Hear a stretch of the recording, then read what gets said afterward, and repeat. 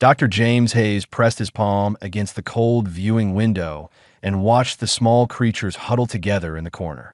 Their scales, once probably bright and colorful, now bore ugly red sores that wept constantly. The 12 dragon hatchlings looked more like sick puppies than the fierce predators everyone claimed they were. "You should step back from the glass," Station Commander Toriel said behind him. The Vendathi administrator's forearms crossed nervously over his chest. "The viewing port is reinforced, but we cannot be too careful." James did not move. He had been on Quarantine Station Mercy for only 3 days, but he had spent most of that time right here, watching these abandoned children suffer. "How long since anyone touched them?" he asked. Toriel's skin flushed purple, a sign of discomfort in his species. 6 months. Since the last caretaker died. The Crimson Scale Plague is absolutely fatal to every known species.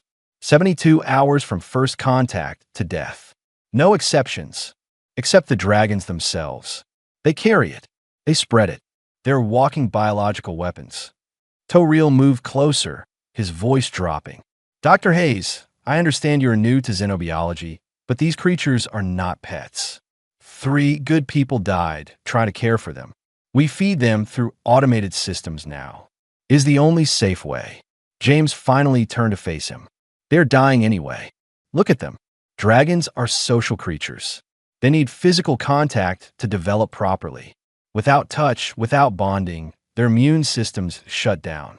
The plague is not killing them anymore. Loneliness is." The smallest hatchling, barely the size of a large dog, lifted its head and looked directly at James through the glass. Its eyes were golden and filled with a sadness that made his chest ache. The creature's breathing was labored, each exhale producing a small whimper. "The Galactic Council has made their decision," Toriel said firmly. No direct contact. We keep them comfortable until we find a solution. Or until they all die," James finished. "That is the plan? Let children die slowly because we are too afraid to help them. They are not children. They are plague carriers." James walked away from the window and headed toward the equipment lockers. His hands moved quickly, pulling off his standard station uniform jacket. "What are you doing?" Toriel's voice rose in pitch. "My job." He stripped down to his basic medical scrubs. "I'm a doctor. Those are patients who need care. Simple as that. You cannot be serious. Dr. Hayes, I will have you removed from this station. I will have your medical license revoked. You cannot just—" "The door code is 7743, correct?" James was already at the containment zone entrance, his fingers hovering over the keypad. Toriel rushed forward, all 4 arms reaching out. "Stop. This is suicide. You have no authority to—" "I have every authority. Galactic Medical Charter, Section 14. Any licensed physician may provide emergency care to sentient beings when such care is deemed immediately necessary to prevent death or severe suffering. Those hatchlings qualify. The council will never approve. Then they can fire me after I save these kids." James entered the code. The heavy door hissed open, and air from the containment zone rushed out. It smelled like illness and fear. Toriel stumbled backward. "I'm sealing this door behind you. I'm calling medical emergency services. You had just killed yourself, doctor." James stepped through. "Maybe, but at least I will die doing something right." The door sealed behind him with a solid thunk. Warning lights flashed red along the walls. Somewhere in the station, alarms were probably screaming. James ignored all of it. He walked slowly into the containment zone, his bare feet padding softly on the metal floor. The 12 hatchlings scattered at first, pressing themselves against the far walls. They made high-pitched distress calls, their small wings flapping uselessly. James sat down cross-legged on the floor and waited. He did not reach out, did not call to them, just sat quietly and let them observe him. Minutes passed. Then one of them, the smallest one with the golden eyes, took a cautious step forward. Then another. The creature's nostrils flared, taking in his scent. Its head tilted to one side, confused. "Hello there," James said softly. "My name is James. I know you're scared. I know you hurt. I am here to help." The small dragon took another step. It was so thin that James could count its ribs beneath the damaged scales. The crimson sores covered nearly half its body, and some were clearly infected. How long had this baby been in pain? I'm going to call you Timothy, he whispered. Is that okay? You look like a Timothy. The hatchling, Timothy, was now close enough to touch. He stretched his neck out, sniffing James's extended hand.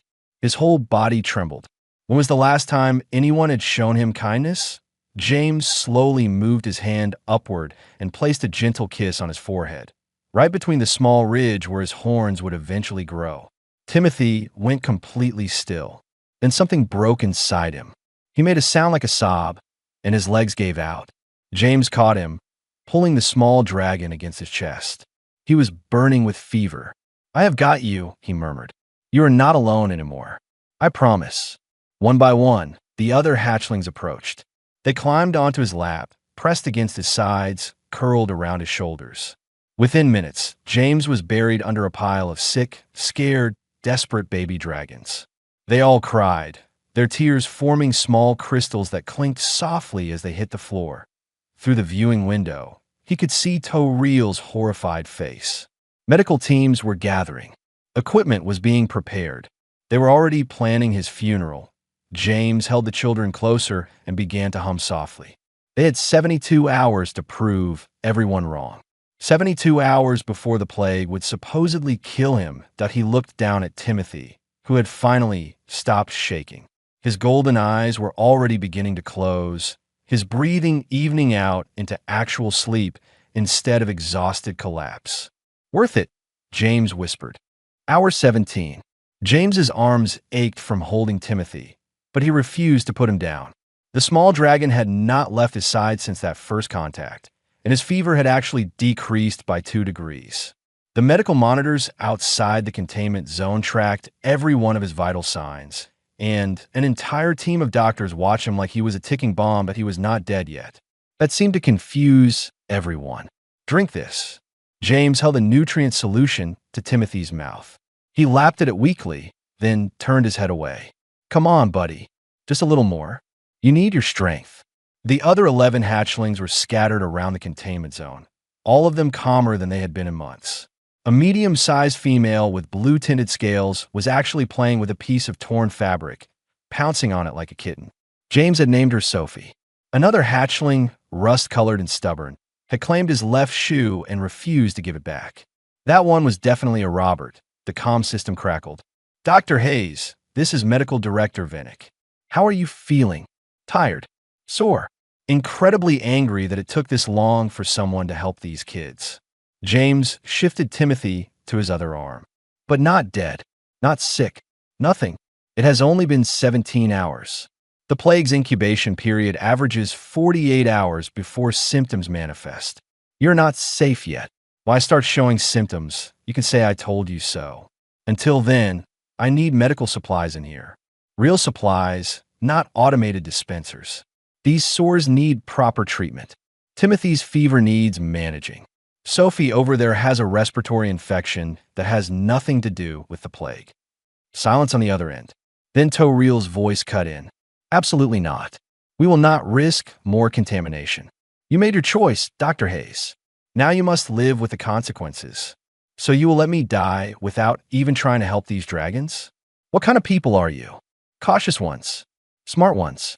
We have lost too many already. James stood up carefully, holding Timothy against his shoulder. He walked to the viewing window, where several faces stared at him. You know what I see when I look at you? Fear. Just fear. These are children. Sick, traumatized children. And you have turned them into monsters in your heads because it is easier than being brave. Station Security Chief, a muscular Corvin female named Drex, stepped forward. We are not the monsters here, human. The plague is. And you are infected now, whether you show symptoms or not. You are a threat. Then test me. Draw my blood. Scan me. Do whatever you need to do. But stop treating these babies like weapons. Medical Director Vinnick appeared at the window, his reptilian features twisted with concern. There is a transfer chamber. A sealed system. Dr. Hayes could provide samples without direct contact. Toreal shook his head violently. This is madness. This is science, Vinnick snapped. The human has been exposed for 17 hours and shows no symptoms. That is unprecedented. We need to understand why. 3 hours later, James's blood samples were in the lab, and he was back on the floor with the hatchlings. Timothy had fallen asleep in his lap, his small body finally relaxed. Sophie was curled against his right side, making tiny snoring sounds. Robert still had his shoe. The comm crackled again. This time Vinnick's voice was different. Excited. Shocked. Dr. Hayes, we have initial results. You need to hear this. James stroked Timothy's head gently, careful not to wake him. I'm listening. Your blood contains the plague. Active viral load. You are absolutely infected and absolutely a carrier. Great. So, I am dying. No, that is the impossible part. The virus is in your system, but it is not attacking. Your immune system has not destroyed it, but the virus is not destroying you either. This should not be possible. James waited. He could hear multiple voices arguing in the background. Vinnick continued. We ran the analysis 4 times. Every time the same result. The plague virus has reached some kind of equilibrium in your system. It exists, it replicates slowly, but it does not cause disease. Your body is hosting it like a neutral party. Why? We do not know yet. But Dr. Hayes, if this is real, if humans can carry the plague without dying, this changes everything. These dragons could be saved. They could rejoin society. Humans could be the bridge species that makes it possible. James looked down at Timothy. His scales were already looking better. The sores were not healed, but they were not getting worse. His breathing was steady and strong. Send in supplies, he said firmly. Medical equipment, food, water, cleaning materials. I am not leaving this containment zone, but these kids need proper care. If I am already infected and not dying, then there is no more risk. Send in what I need. Commander Torreal will never. Commander Torreal can either help me save these children, or he can explain to the Galactic Council why he let them die when we had a solution. His choice. Hour 71. James had not slept. The medical supplies had arrived through the transfer chamber, and he had spent the last 2 days treating every single hatchling. Timothy's fever was gone. Sophie's respiratory infection was responding to antibiotics. Robert's scales were showing their true color as the sores healed. The entire station held its breath. 1 more hour. Just 1 more hour until the 72-hour mark. James sat with his back against the wall, surrounded by sleeping dragons. Timothy was draped across his lap, as usual. Sophie had claimed his left shoulder. Robert was sprawled across his legs. The others were piled nearby, a mass of scales and soft breathing. The comm system crackled. Vinnick's voice was thick with emotion. Dr. Hayes, it has been 72 hours. I know. You should be dead. I know. You're not even sick. James smiled, running his fingers gently over Timothy's healing scales. I know. So let us stop wasting time and start saving lives. Contact every human medical facility in this sector. Tell them what we discovered. Tell them we need volunteers. These 12 kids are not the only plague orphans out there, and they all deserve what I gave Timothy. What is that? James pressed a kiss to the top of Timothy's head. A chance. 2 months had changed everything. James stood in the observation deck with his coffee, watching Timothy and Sophie play fight in the expanded containment area. The space had been redesigned from a sterile quarantine cell into something closer to a home. Soft bedding, climbing structures, toys. Real toys, not automated feeders and cold metal walls. Behind him, the door opened. He recognized the footsteps before the voice spoke. They look happy. Dr. David Park set his medical bag down on the console. He was the first volunteer to answer the call. A human trauma surgeon who had left a comfortable position on New Soul Station to come work with plague orphans. They are healing.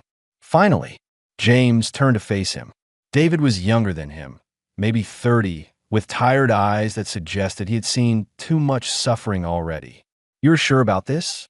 Once you go in there, you're marked as a carrier for life. Some stations will not let you dock. Some colonies will turn you away. I did not become a doctor to play it safe. David stripped off his jacket. Besides, someone told me these kids deserve better. He was right. Nurse Catherine Wells arrived an hour later. She was older, maybe 50, with gray streaks in her dark hair and hands that moved with practiced efficiency. She took one look at the hatchlings and immediately walked to the containment zone entrance without a word. No hosetastion. James asked. Catherine smiled. I raised 4 kids of my own. These babies need a mom. End of discussion. By evening, 3 humans were in the containment zone, and 12 dragon hatchlings had more love and attention than they knew what to do with. Timothy initially refused to leave James's side, suspicious of the newcomers. But when David sat down and started teaching the dragons a simple card game using modified galactic standard cards, even Timothy could not resist. Dragons love games, David explained as Sophie successfully matched 3 cards in a row. She chirped with delight. It is part of their cognitive development. Play teaches them problem-solving, social hierarchy, cooperation. Without it, they cannot mature properly. Catherine was in the corner, carefully trimming the damaged scales from Robert's back. The rust-colored hatchling sat perfectly still, soaking up the attention. You are such a good boy, she murmured. So brave. These will grow back nice and strong. You will see. Commander Toril entered the observation deck, and James tensed automatically. Their relationship had been cold since his unauthorized entry 2 months ago. But the Vendathi administrator looked different today. Less hostile, more uncertain. The Galactic Medical Institute published your research findings this morning, he said quietly. Every major news network in 15 sectors has picked up the story. You are famous, Dr. Hayes, or infamous, depending on who you ask. I do not care about fame. I care about results. The results are causing quite a stir. Toril pulled up a holographic display. News headlines scrolled past. Humans, the plague-immune species. Dragon orphans find hope in human compassion. New Earth, saviors or fools? James watched the headlines with a growing sense of unease. What is the response from medical communities?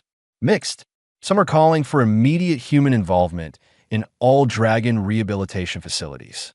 Others are demanding your arrest for reckless biological contamination. The Galactic Council has scheduled an emergency session next week. To discuss what? How to help more orphans. Toril's skin flushed purple again. To discuss whether dragons should be allowed to rejoin society at all. There are voices calling for permanent isolation. A quarantine planet where all plague-carrying dragons would be relocated. Permanently. James's coffee mug hit the console harder than he intended. They want to exile them. Children. They want to exile children to an empty planet and forget they exist. Some believe it is the only safe solution. Safe for who? Not for the dragons. They're social creatures. Isolation would destroy them.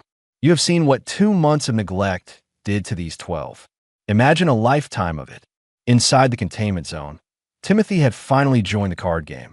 He played carefully, his golden eyes tracking each card with intense focus. When he won the round, he did a little victory dance that made all the humans laugh.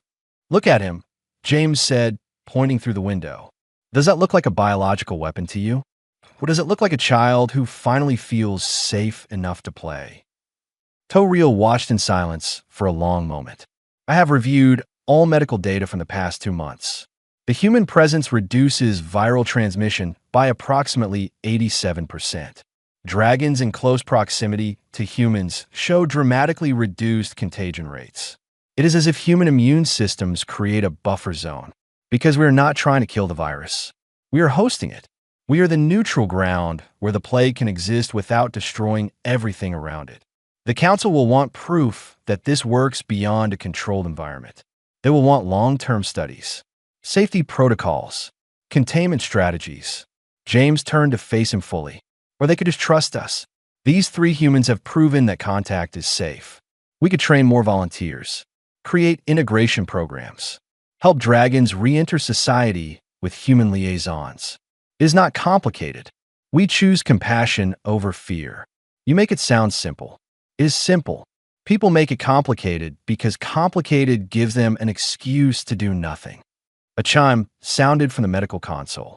Catherine's voice came through the comm. James, you need to see this. Timothy's viral load dropped another 15% this week. His scales are regenerating perfectly. No scaring, no deformitias. He is not just surviving anymore. He is thriving. James felt something tight in his chest loosen. Send the data to Medical Director Venick. Make sure it is included in the council's briefing. They need to see what is possible when we stop being afraid. Toriel moved toward the door, then paused. For what it is worth, Dr. Hayes, I was wrong about you. What you did was not reckless. It was necessary. I should have been brave enough to do it myself. You can be brave now. Help us fight for these kids at the council hearing. The Vendathi administrator's skin shifted to a lighter shade. Agreement in his species. I will do what I can, but you should prepare yourself. The opposition will be strong. Many species lost people to this plague. They will not be easily convinced. After he left, James returned to watching the hatchlings. David had taught them a new game, and they were all playing together, their laughter and chirps filling the containment zone with sound. Real sound. Life sound. Timothy looked up suddenly, catching his eye through the window. He waved one small claw at him. James waved back, smiling. We will fight for you, he whispered. All of you. I promise. The council chamber on Unity Station was designed to intimidate. 300 representatives from across the galaxy sat in curved rows that rose toward a domed ceiling painted with stars. James stood in the center speaking platform, very small and very human, while thousands of eyes watched his every move. Timothy sat beside him. He had fought for his right to be here, arguing that the dragons deserved representation. The council had reluctantly agreed to allow one hatchling to attend. Timothy had been the obvious choice. At 4 months old, he was already speaking Galactic Standard with impressive clarity. The human claims are extraordinary, Ambassador Jevic of the Vendathi delegation announced. His voice echoed through the chamber. They ask us to believe that one species, newly discovered and barely understood, can somehow neutralize a plague that has killed millions. They ask us to risk everything on faith. James kept his voice steady. Not faith. Science. We have provided comprehensive medical data. 2 months of continuous monitoring. Blood work, viral load analysis, transmission studies. The evidence is clear. Humans can coexist with the Crimson Scale Plague without harm to ourselves or those around us. For 2 months, Jevic countered. What about 2 years? 20 years? We do not know the long-term effects. We do not know if human immunity will last or if the virus will evolve. You are asking us to gamble with galactic safety. A Corvin representative stood, her scales gleaming under the chamber lights. My people lost an entire colony to this plague. 300,000 dead in a single month. You want us to welcome the carriers of that nightmare into our stations, our planets, our homes. Timothy's small body tensed beside him. James placed a gentle hand on his shoulder. I understand your fear, he said. I understand your loss. But punishing children for a disease they did not choose is not justice. It is cruelty. It is survival. Another voice called out. The dragons must be isolated. For everyone's safety. The chamber erupted in voices. Some agreed. Some protested. James waited for the noise to die down before he spoke again. You want to send them to an empty planet. Alone. Forever. Do you understand what that will do to them? They will be alive. Federal sheltered. That is more than many plague victims received. James felt his control slipping. They are children. They need families. Communities. Love. You cannot just warehouse them like contaminated equipment. We can and we must. The risk is too great. Timothy tugged on James's sleeve. He looked down at him, and he gestured to the speaking platform's microphone. His golden eyes were determined. Let him speak, James said loudly. You want to decide his future? At least hear his voice first. The chamber went silent.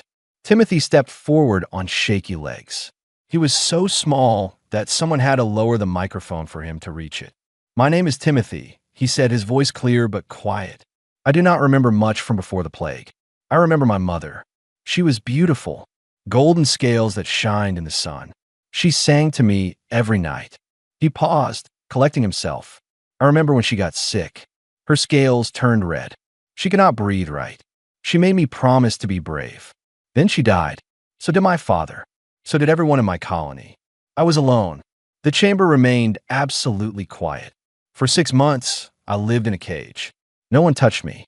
No one talked to me. I heard all the time. I wanted to die. I thought maybe death would let me see my mother again. Timothy's voice cracked. Then James came. He was not afraid. He held me. He kissed my head. He told me I was not a monster. He gave me hope. He looked up at the rows of representatives. You want to send me to an empty planet. You think that is mercy. But it is not. It is just a slower way to die. Dragons need family. Without connection, without love, we fade. I will fade. All the orphans will fade. And you will have killed us just as surely as the plague did. The boy is manipulating your emotions, Jevick argued. This is exactly why children should not speak at council hearings. I am not manipulating. Timothy's voice grew stronger. I'm telling truth. You're afraid of me because I carry a disease. But I did not choose this. I did not ask for my family to die. I did not ask to be alone. I only asked for a chance to live. Really live. Not just exist in isolation. An older dragon entered the chamber. James recognized Elder Sereth immediately.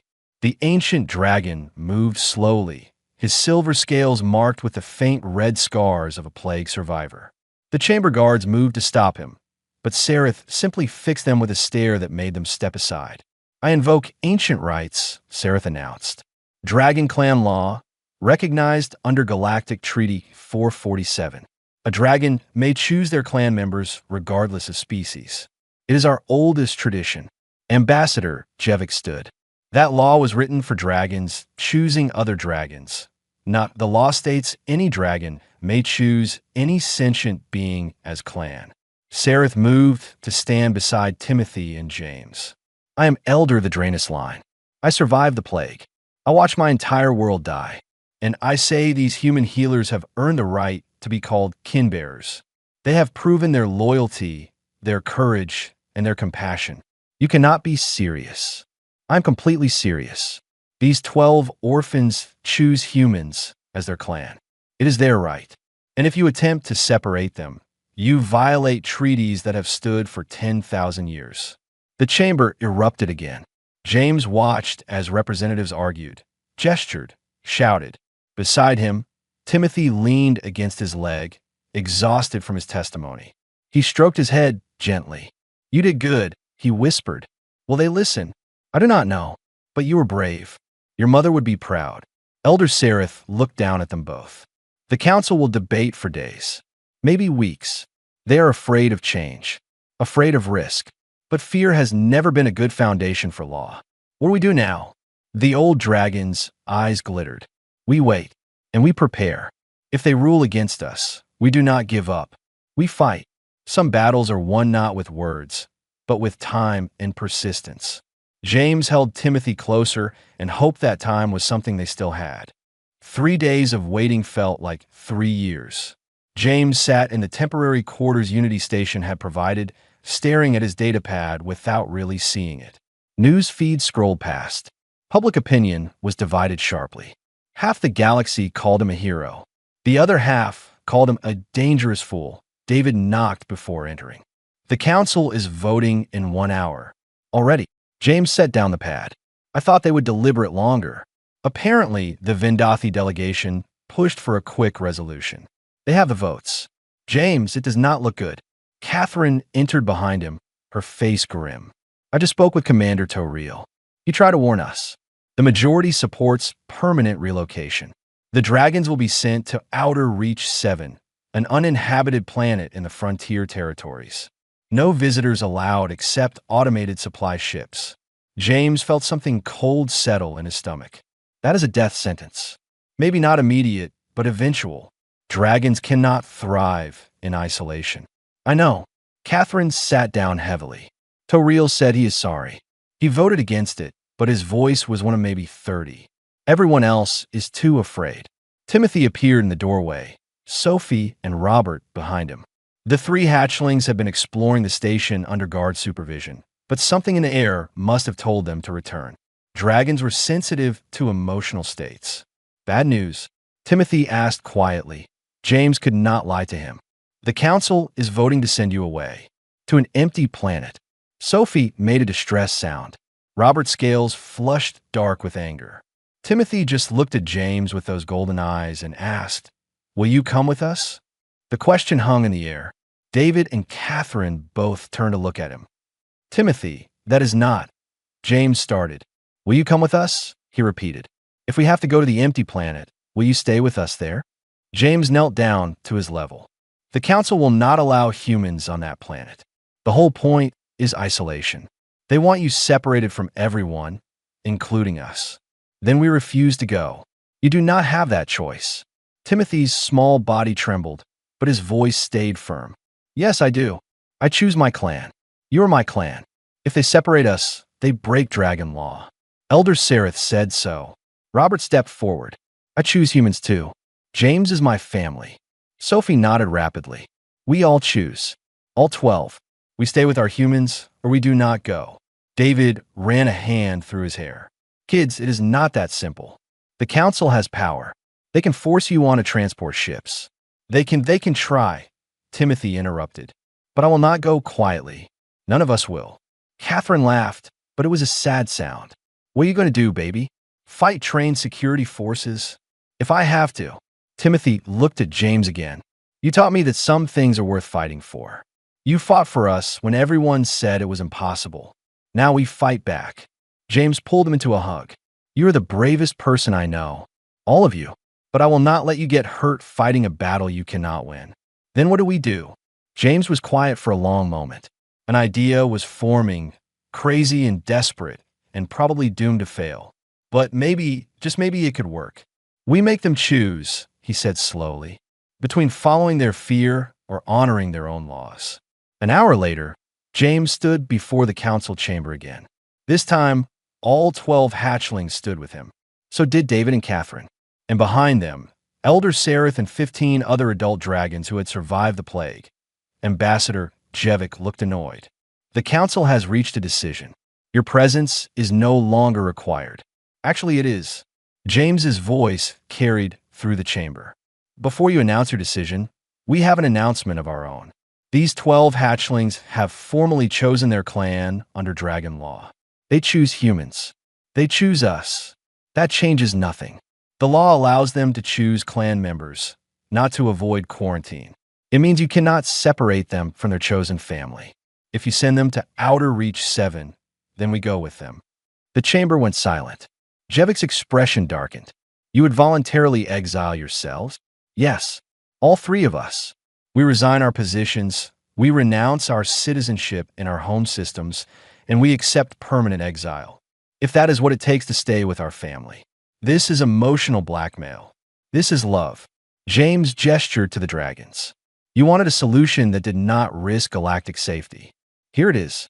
We go to Outer Reach 7 with the dragons. Human presence reduces viral transmission. We live there together as a clan. You get your quarantine. They get their family.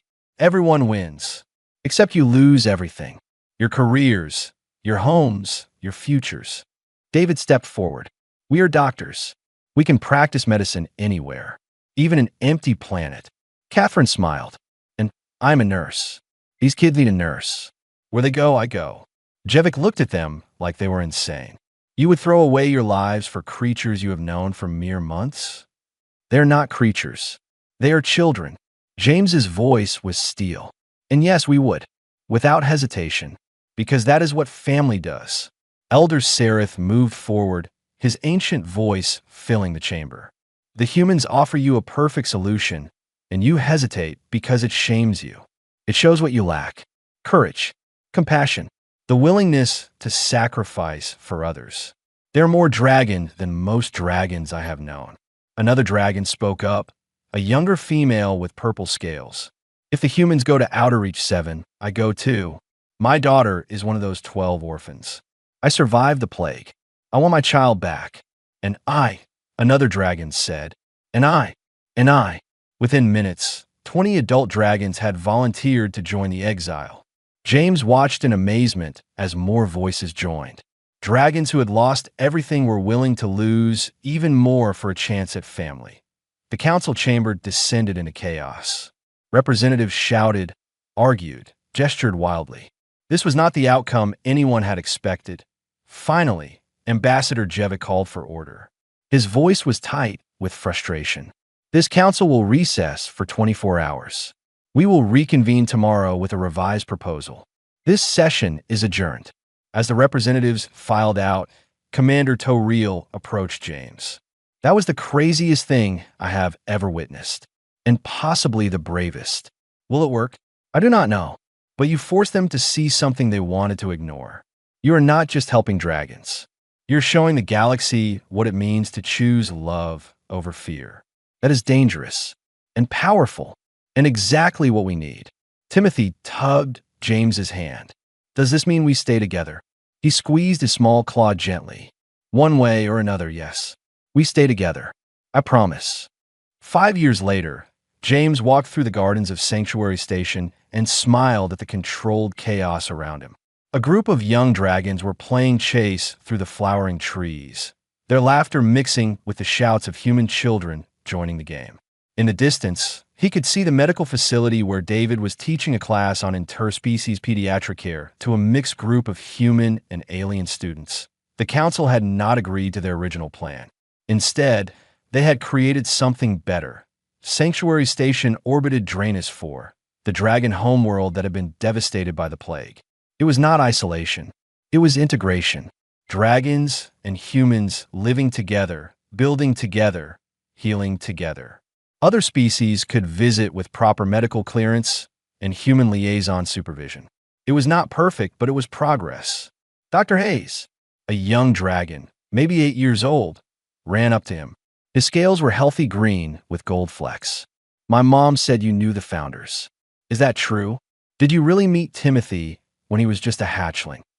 James grinned. I did more than meet him. I gave him his name. Wow. My teacher says Timothy is a legend. He changed everything. He did. Where is your mom? In the nursery. She's helping with the new arrivals. The young dragon bounded away, already distracted by his friends. James continued walking until he reached the central plaza. A massive statue stood there, carved from stone brought from earth. It showed a human kneeling, arms wrapped around a small dragon. The plaque beneath read, "When fear would have let them die, compassion chose to live together." Still staring at your own statue. Timothy's voice came from behind him. That is very vain of you. He turned, and his breath caught like it always did. Timothy was massive now, a fully grown dragon with golden scales that shimmered in the artificial sunlight. His wings could span the width of a transport ship. He was beautiful and powerful and absolutely terrifying to anyone who did not know him. But James knew him. He walked up and bopped him on the snout. That statue is not of me specifically. It represents all humans who chose compassion. Sure, it is not.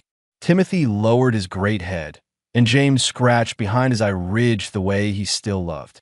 The new transport just arrived. 15 more orphans from the outer colonies. They are scared. I thought you might want to greet them. Always. How bad is it? Timothy's expression darkened. Bad. Plague tore through their station 6 months ago. These kids have been in automated quarantine since then. No contact. No comfort. Same as I was. James felt the familiar anger rise. 5 years of progress, and some stations still treated plague orphans like contaminated waste instead of traumatized children. They walked together to the landing bay. Catherine was already there, her hair more gray than dark now, but her hands as steady as ever. David stood beside her, organizing the medical team. 20 humans, all trained in dragon care, all willing carriers of the Crimson Scale Plague. The transport doors opened, and 15 small shapes emerged. Dragons between 3 and 7 years old, all of them bearing the telltale red sores of the plague. All of them terrified. The smallest, a female with silver scales, took one look at the crowd and bolted. She ran directly into a corner and pressed herself against the wall, wings spread defensively, making distressed sounds that broke James's heart. Everyone stepped back, James said quietly. Give her space. He approached slowly, just like he had 5 years ago with Timothy. Knelt down, waited, let the hatchling see that he was not a threat. Hello, sweetheart. My name is James. I know you are scared. I know you have been alone for a long time. But you're safe now. I promise you are safe. The hatchling watched him with wide violet eyes. Confused, suspicious, desperate, James extended his hand, palm up. Would you like a hug? I give very good hugs. At least, Timothy thinks so, and he is something of an expert on hugs. Timothy moved closer, careful to keep his distance, but wanting the hatchling to see him. He is telling the truth. James's hugs are the best. They make everything better. The small dragon looked between them.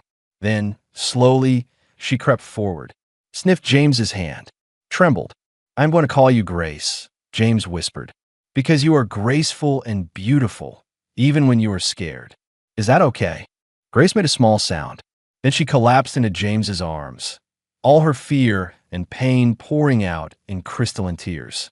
James held her, rocking gently, while the other 14 orphans watched in amazement.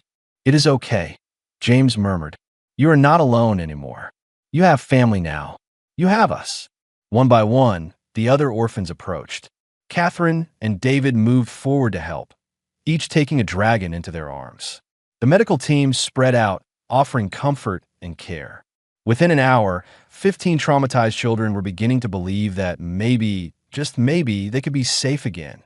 That evening, James sat in his quarters with Grace curled in his lap. The little dragon had not let go of him since landing. Timothy was sprawled across the floor, too big for furniture, watching them with amused affection. Do you remember your first night here? Grace asked Timothy. Were you as scared as me? More scared, Timothy admitted. I did not believe safety was possible. I thought I would die in that quarantine station. Then this stubborn human decided I was worth saving. Why?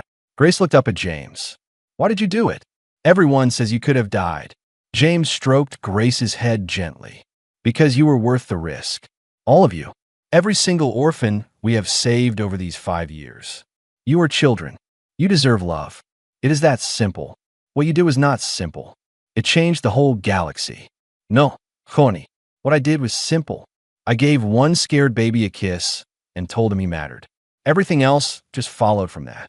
Grace was quiet for a moment. Then she pressed closer. Will you give me a kiss too? James smiled and pressed a gentle kiss to the top of Grace's head, right between her eye ridges where her horns would someday grow. Welcome home, Grace. Welcome to your family. Through the window, he could see Sanctuary Station spreading out in all directions. Lights from thousands of homes where dragons and humans live together. Children of both species playing in parks. Families forming across species lines. It was not perfect. There were still stations that refused to allow dragons. Still colonies that feared the plague. But it was progress. Real, tangible progress. And it had started with one kiss, given in defiance of fear, offered with nothing but love. Timothy caught his eye and smiled, his golden eyes warm. Thank you for being brave. Thank you for being worth it, James replied, holding Grace closer. All of you. Thank you for teaching us that love is stronger than fear. Every single time.